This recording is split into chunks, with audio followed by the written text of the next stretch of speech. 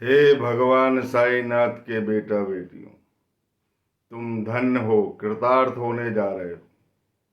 महासमाधि की महत्वपूर्ण कथा सुन रहे हो।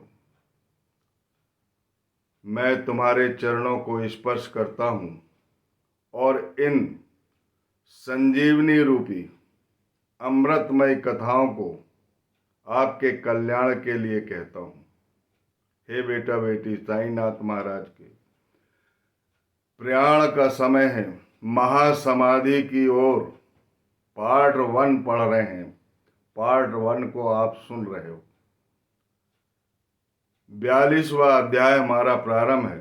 पिछली कथा में प्रारंभिक तौर पर मुझे अध्याय बताने में थोड़ी सी गड़बड़ी हुई थी, लेकिन 42वां जो अध्याय है वो महासमाधि का भाग 1 है और 43-44 जो है वो महासमाधि का भाग 2 है।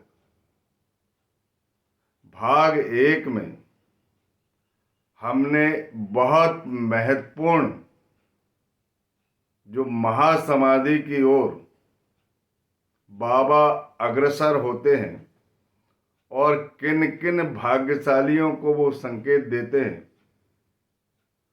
उनका नाम और उनसे संबंधित जो कथाएं हैं उसे अवश्य सुनिए। हे बेटा बेटी, द्वारका माई के पुत्रों, तुम परम भाग्यशाली हो जो द्वारका माई की गोद में बैठते हो और कथाएं को सुनते हो। जो द्वारका माई की गोद में बैठता है उसे आजीवन कोई कष्ट नहीं होता और वो भवसागर से पार होता है। साईनाथ महाराज के जितने भी असीम भक्त हैं, ये सब उनके पिछले जन्मों से संबंधित और उनके पिछले कर्म बहुत अच्छे हैं, जो पांडुरंग की प्रिय द्वारका के संत के बेटा बेटी बने हो।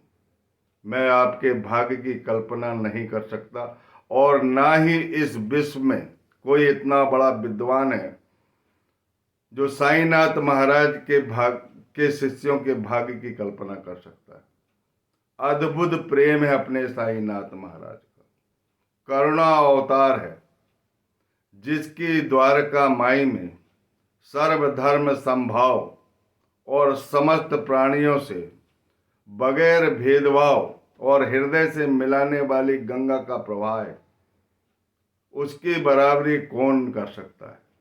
मंदिर, मस्जिद, गुरुद्वारा, गिरजाघर, तमाम धर्मावलंबी की धार्मिक राहें जहां मिलकर एक हो जाती, उस द्वार को द्वारका माई का द्वार कहते हैं। अंधे, लंगड़े, लूले, अपाहिज, रोगी, महारोगी, कुष्ठ रोगी, विपत्ति, वेदना, दंश पीड़ा वाले जितने भी लोग, सबको बाबा गले लगाते हैं। प्राणियों को भी गले लगाते हैं। प्राणियों को भी उन्होंने मुक्ति दी है और उनकी ये कथाएं जो है अब महासमाधि की ओर चल रही है। वे परम भाग्यशाली है जिनको बाबा ने संकेत किया। श्रीमती तरखंड बांद्रा की भोजन करते करते कुत्ते को एक रोटी डाल दी। बाबा ने याद कर लिया, मुझे तृप्ति की डकार आ रही। तुमने इतना शानदार भोजन कराया जिसकी मैं कल्पना नहीं कर सकता। इस भूखे पेट को तुमने शांत किया। इसी प्रकार का अनुग्रह, इसी प्रकार का कृपा आशीर्वाद करते रहो, तुम्हें मौलिक आनंद की प्राप्ति होगी। जब तक मैं देह में हूं, मेरी प्रत्यक्षता में तुम ऐसा कर रहे हो और अप्रत्यक्षता में भी इसी प्रकार का अनुग्रह करते रहो। जब मैं अधेय में रहूंगा तब भी तुम्हें पूर्ण आशीर्वाद और पूर्ण श्रद्धा के साथ उत्तम फल की प्राप्ति होगी। धन्य है श्रीमती माता तरखंड बांद्रा की, जिसको बाबा ने बहुत प्रेम पूर्वक सच्चा उपदेश दिए थे, मानवता का सच्चा उपदेश। दूसरा है लक्ष्मीबाई शिंदे। अपनी पुण्यतिथि के 2 वर्ष पूर्व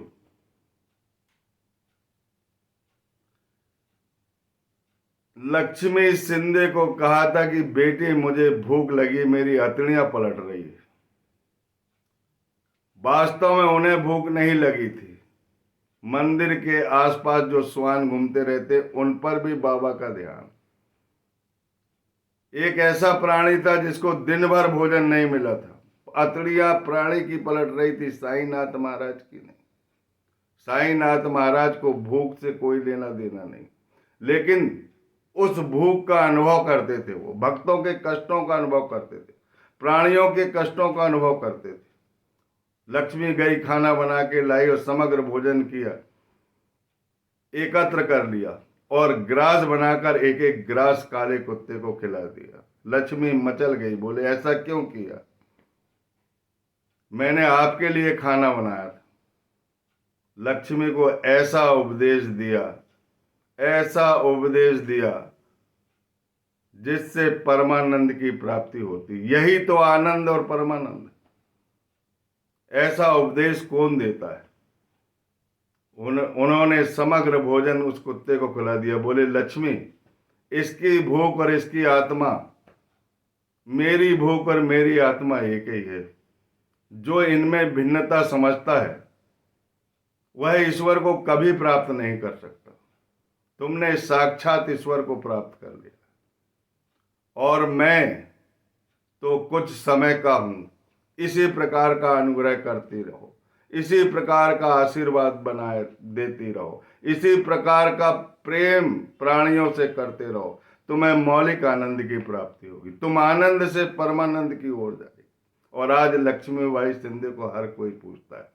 जो भी भक्तगण शिरडी जाते हैं, नविदा भक्ति की प्रतीक कही जाने वाली लक्ष्मीबाई शिंदे को जो उपदेश मिला है, उस उपदेश की स्मृति करते हैं, उनकी याद करते हैं, उनके घर जाते हैं।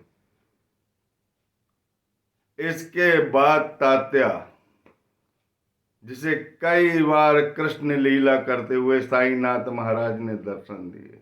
धन्य है साईनाथ महाराज का प्रेम, मामा भांजे का प्रेम, बड़ा अद्भुत प्रेम, बड़ी अद्भुत लीला है।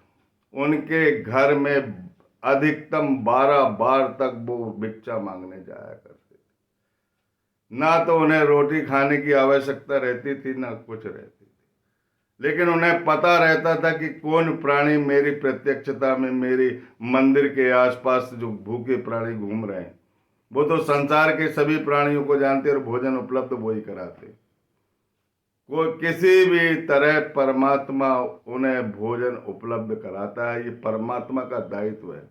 जिस तरह माता अपने शिशु को भोजन कराती, ऐसे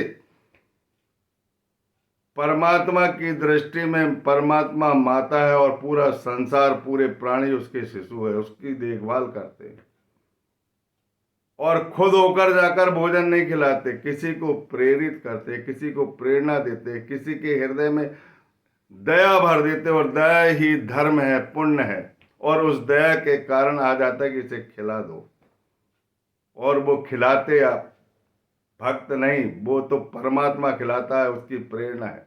इसीलिए पुण्य फल की प्राप्ति अपने ऊपर ना लो, अपनी सदगुरु माता की। जो कुछ पुण्य होता है उसमें मैं शब्द नहीं आना चाहिए। जो कुछ पुण्य होता है, सदगुरु, जो सच्चा गुरु होता है, वो जो सच्ची प्रेरणा देता है, सच्चा प्रेम देता है, जो सच्ची दया करता है, जो सच्चा स्नेह करता है, उसके हाथ से ये दान होते हैं। इसीलिए समस्त पुण्य फल जो है अपने गुरु माता की ओर भेजा करो। अपने पास कोई पुण्य मत रखो, क्योंकि अपन गुरु माता के हैं। ये तन, ये मन, ये शरीर, ये आत्मा, ये पंच प्राण, ये 5 इंद्रियां, ये सब कुछ सदगुरु को सौंप देना चाहिए। तात्या से कहने लगी कि तात्या, अब मैं वृद्ध हो चला हूं, मेरे प्राण निकलने वाले हैं। कभी कभी आंखें देखते जाया करना, कभी भी ये सांसें बंद हो सकती है। कितना भाग्यशाली है तात्या, धन्य है साईनाथ महाराज की लीला। तात्या का अश्रुपात होता है, लेकिन घर की जिम्मेदारी के कारण नहीं जा पाता। 14 वर्ष जिन्होंने बाबा के चरणों के पास शयन किया हो, उसकी इच्छा होते हुए भी वो नहीं आ पाता। बाबा भी कहते हैं अपने घर की जिम्मेदारी का पालन करो और मुझे भी देखते जाए। हेमाडपंत, जिन्होंने जीवनी संकलित किया है, जिनके हृदय के कुविचारों को बाबा ने अपनी धुनी में जला दिया, जिन्हें अहंकार रहित कर दिया और जिनकी अमृतमयी जीवनी को बाबा ने स्वयं उनके हृदय में बैठकर इस धरा को दिया है, और इस धरा के जो लोग उसका पान करते हैं वो आजीवन बाबा के ही रहते हैं। इस अमृत को जिनने पिया है उसके भाग्य की कल्पना कोई नहीं कर सकता। उनको कहते हैं वो भोजन कर चुके थे, पेट में जरा सी भी जगह नहीं थी, उनको कहने लगते हैं हेमाडपंत थोड़ा छाछ पी लो। बोले बाबा पेट में जगह नहीं। नहीं नहीं, यह स्वर्णिम अवसर कभी नहीं पाओगे, ये समय तुम्हें कभी नहीं मिलेगा। धन्य है हेमाडपंत जिन्होंने उस अमृत का प्याला पी लिया। एक बाला राम धुरंधर जिन्होंने तुकाराम महाराज की जीवनी लिखी, जिनकी कथा आगे आने वाली, जिन्हें सांस की बीमारी है, जिनको कहा है कि 60 जन्मों से तुम्हारा मेरा नाता है, उनको एक बार बोला कि ये चिलम की आखिरी कस लगा लो। पिछली कथा में मैंने ये बात नहीं बताया था, लेकिन याद रखो आप, बाला राम धुरंधर तुकाराम महाराज की जीवनी लिखने वाला, जिनके गुरु चैतन्य है, ये सारा जगत जो चैतन्य है उनको गुरु बना लिया। अपने गुरु को सब प्राणियों में देखना, धन्य है लीला पांडुरंग की। उनको कहा कि ये कस लगा लो, ये अवसर, ये समय दोबारा नहीं मिलेगा आपको। बोलिए सच्चिदानंद सदगुरु साईनाथ महाराज की जय। दादा रामचंद्र पाटिल स्वयं बीमार हो जाते हैं 2018 में।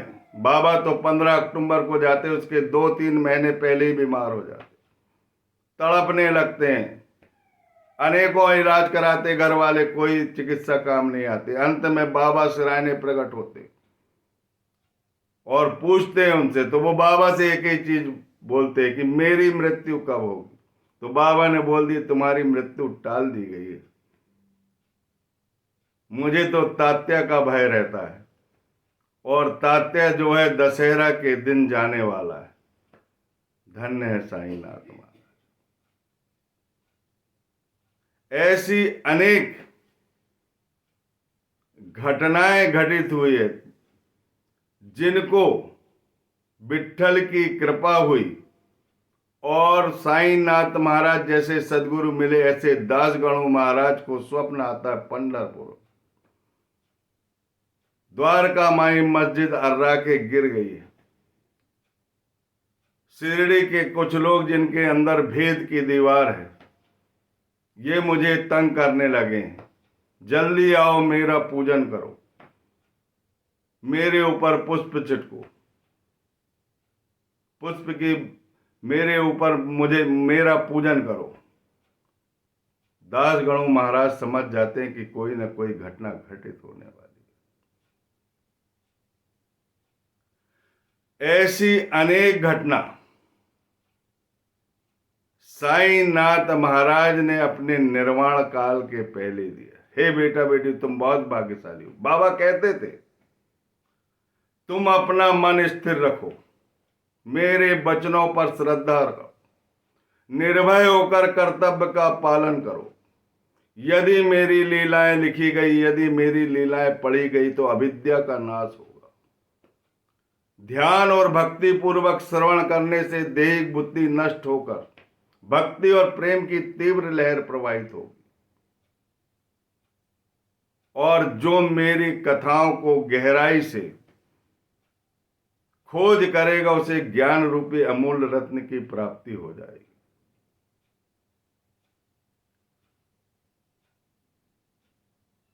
विश्वास रखो। और माधवराव देशपांडे तरफ दृष्टिपात करते हुए बोलते हैं, कि जो मेरा नाम स्मरण करता है उनकी समस्त इच्छाएं मैं पूर्ण कर देता हूं, उसकी भक्ति में उत्तरोत्तर वृद्धि होती है। जो मेरे चरित्रों और कृत्यों का गायन करता है उनकी हर प्रकार से मैं सहायता करता हूं। विश्वास रखो, जो मेरी लीलाएं और चरित्रों का गायन करता है उसे परमानंद चिर संतोष की प्राप्ति होती है, मौलिक आनंद की प्राप्ति होती है। जो नित्य प्रति मेरा नाम स्मरण, मेरा चिंतन, मेरा मनन, मेरा ध्यान करता है, मैं उसे मुक्ति प्रदान करता हूं। जब तक मैं देह में हूं तब भी मुक्ति प्रदान करूंगा, और अधेय में हूं मेरा ध्यान करने पर जहां जिस पल जिस क्षण तुम मुझसे प्रेम करोगे मैं अविलंब वहीं प्रकट होकर तुम्हारी सहायता करूंगा। हे साईनाथ महाराज के बेटा बेटी, कोई भी काम अपनी गुरु माता से पूछ कर ही करना है। आपके पास धन की आवश्यकता नहीं है, लेकिन धन आ जाएगा, रुकेगा नहीं आपका कोई काम। परीक्षा में पास होना है। साईनाथ महाराज के जो मैंने जो अध्याय बताए, पिछली कहानी बताए हैं, जो पाठ वेद वेदांत से पारंगत लोगों को जो पोथी पढ़ना नहीं आती उस कहानी को पढ़ो और साईनाथ महाराज का चिंतन करो। विश्वास रखो, विश्वास दृढ़ होना चाहिए, ध्यान प्रगाढ़ होना चाहिए, चिंतन और मनन होना चाहिए। अज्ञान रूपी प्रवृत्तियां कैसे ठहर सकती? सारे बुरे आचरण बाबा की धूनी में जल जाएंगे और शुद्ध सोना बनकर निकल जाएंगे। हे बेटा बेटियों, संसार की ऐसी कोई परीक्षा नहीं है जो मेरे बाबा पर विश्वास करके अगर जो परीक्षा देता है वो परीक्षा में उत्तीर्ण होगा। और मान लो किसी कारण से नहीं हो रहा है, कर्म पथ के कारण, लेकिन बाबा उसका पीछा नहीं छोड़ते, उसका कल्याण करके ही छोड़ते। उन्हें मालूम है कि इसे कौन सी नौकरी देना है, क्या करना है, कहां पहुंचाना है। उसकी सारी कठिनाइयां वो हरते रहते हो, हर पल ध्यान रखते। हे बेटा बेटी, साईनाथ महाराज ऐसी गुरु माता है जो अपने बच्चों का बेहद ख्याल रखती है।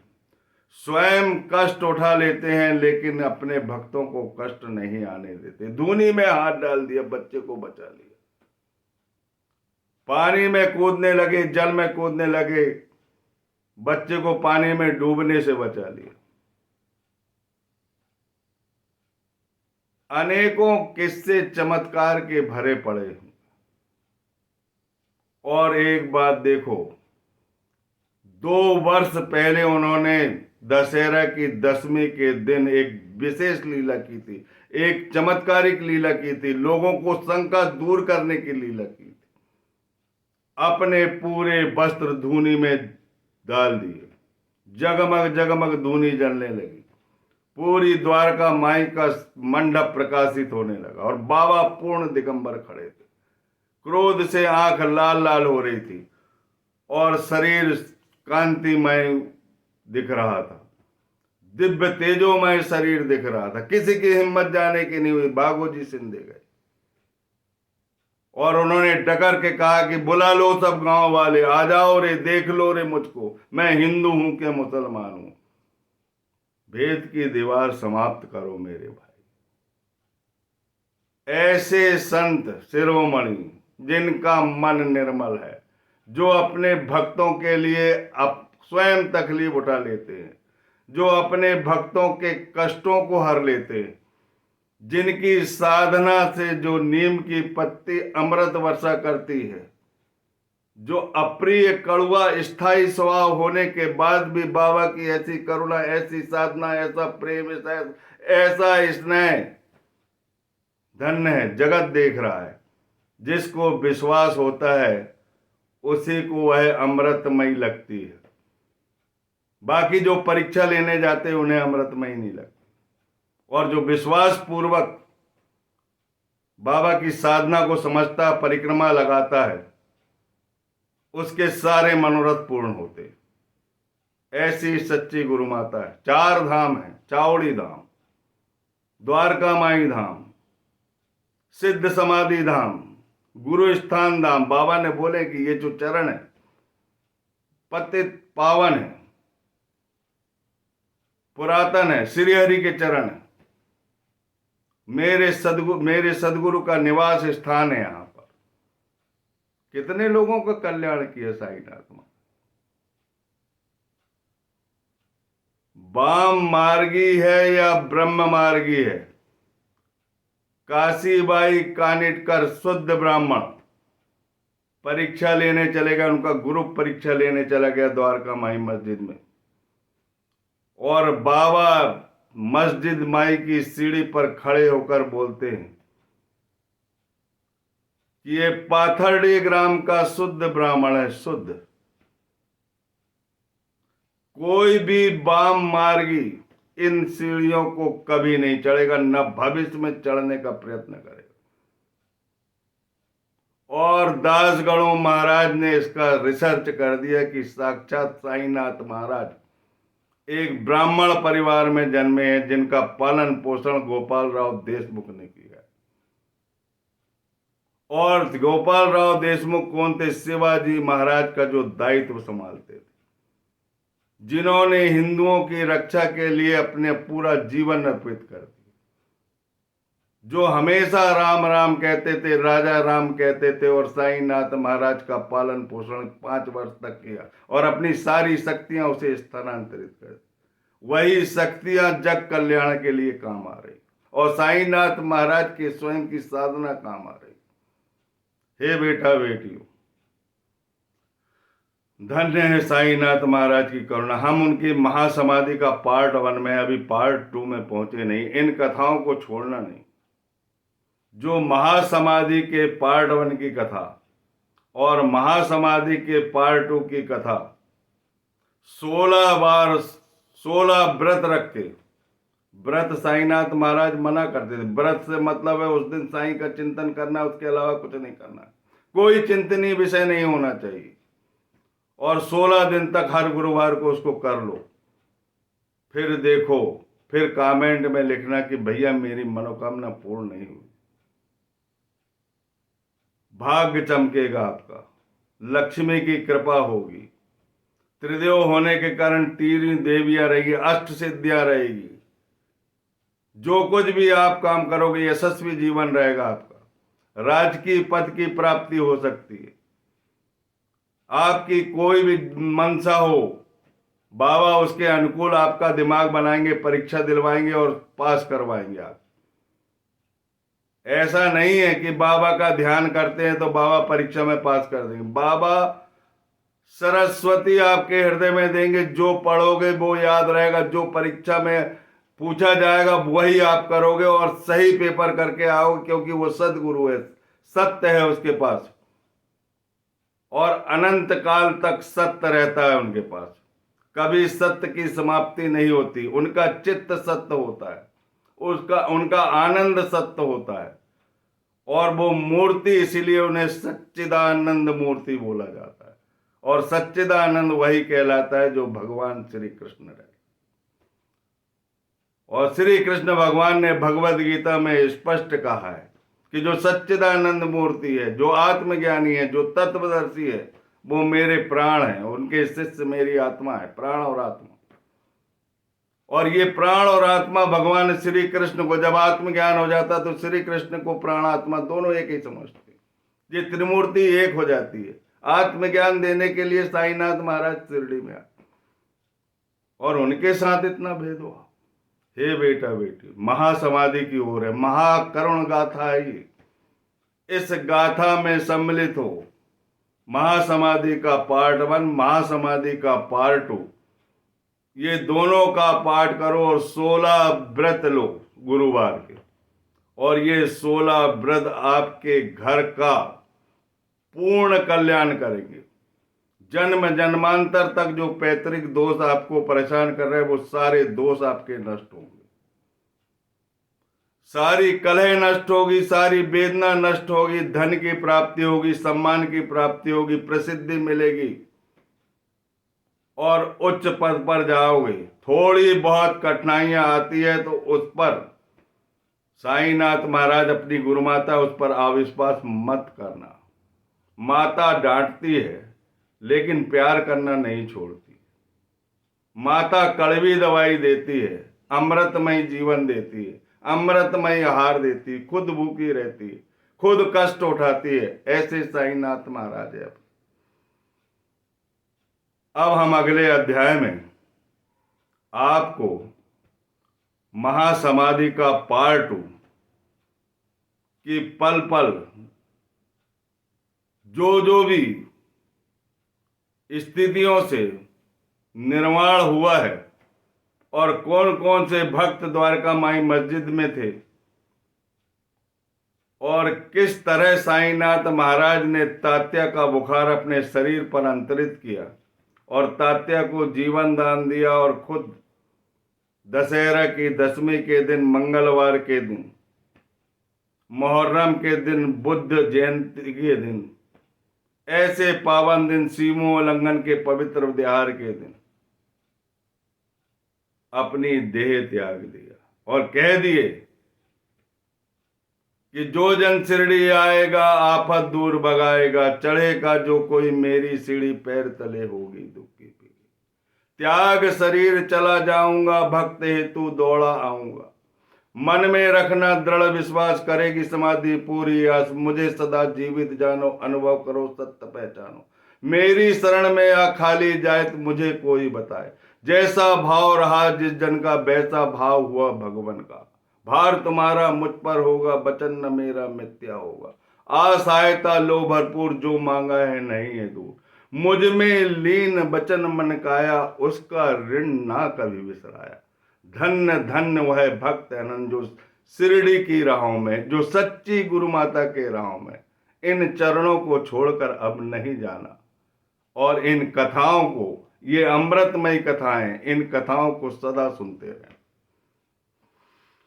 मैं इस उम्र में ये कथाएं कह रहा हूं। बहुत सन 84 के बाद से मैंने अनेकों बार साईं चरित्र पढ़ी और मैंने अपने जीवन काल में, मैं अध्यापक रहा हूं, प्रिंसिपल होकर रिटायर हुआ हूं, लेकिन जीवन में मैंने पुस्तक कभी पढ़ाने के लिए नहीं लेके, जो कुछ मुझे याद रहता है वो मैं बोल देता हूं और जो भूल जाता हूं, जो कुछ गलतियां हो जाती, जो त्रुटियां हो जाती, उसे दूसरे दिन सुधार लेता हूं। लेकिन मेरी आदत में पुस्तक रख के पढ़ाना समझाना बिल्कुल नहीं। इसीलिए हे बेटा बेटी, इन कथाओं से प्रेम करो। मेरा स्वार्थ इतना है कि तुम्हारा जीवन धन्य हो जाए, तुम्हारे जीवन से कष्ट दूर हो जाए, वेदना दूर हो जाए, कलह दूर हो जाए, अशांति दूर हो जाए, घर में लड़ाई झगड़े ये सब दूर हो जाए और शांति का वातावरण आ जाए। थोड़े बहुत कष्ट कर्म पथ के कारण आते हैं, पर साईनाथ महाराज उसे भुगतने की शक्ति देते और कल्याण करते और किनारे पे लगाते, श्री हरि से मिलाते। बोलिए सच्चिदानंद सदगुरु साईनाथ महाराज की जय। जो इन कथाओं को सुनेगा उनका कल्याण होने से कोई नहीं रोकेगा। सबको ओम साई राम, सबको कोटि कोटि बंदन, कोटि कोटि प्रणाम। इन कथाओं को बार बार सुना करें और मेरी जो पिछली कथाएं, भले ही मुझसे वीडियो बने या नहीं बने, उस पर ध्यान मत देना। बाबा के प्रेम पर, बाबा के स्नेह पर, बाबा की करुणा पर और बाबा की जो सत्य चित्त मूर्ति है, जो समय हमेशा चिंतनशील लगती है। कभी कोई कष्ट है तो मत करो प्रार्थना, उनकी तरफ प्रेम पूर्वक देख लो, तुम्हारा कल्याण हो जाएगा। बोलिए सच्चिदानंद सदगुरु साईनाथ महाराज की जय।